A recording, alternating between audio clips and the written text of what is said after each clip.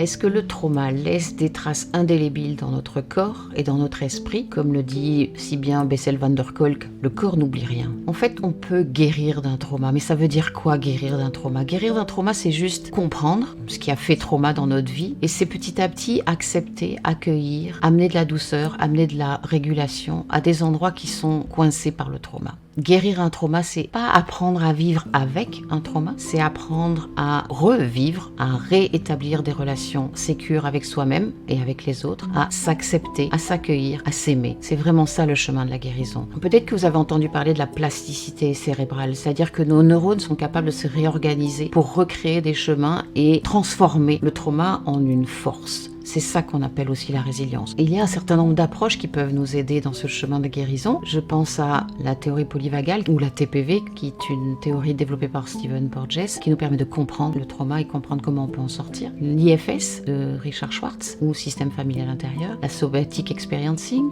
de Peter Levine. L'intelligence relationnelle de François Ledoz. Il y a de très très nombreuses approches. L'essentiel, c'est que vous trouviez l'approche qui vous convienne. Toutes ces approches apportent quelque chose et je vous invite à venir les découvrir ou les redécouvrir pour vous ou pour vos patients au sommet Trauma, Attachement et Résilience organisé par Quantum Way. Découvrez ou retrouvez l'approche qui vous convient le mieux sur notre site Quantum Way.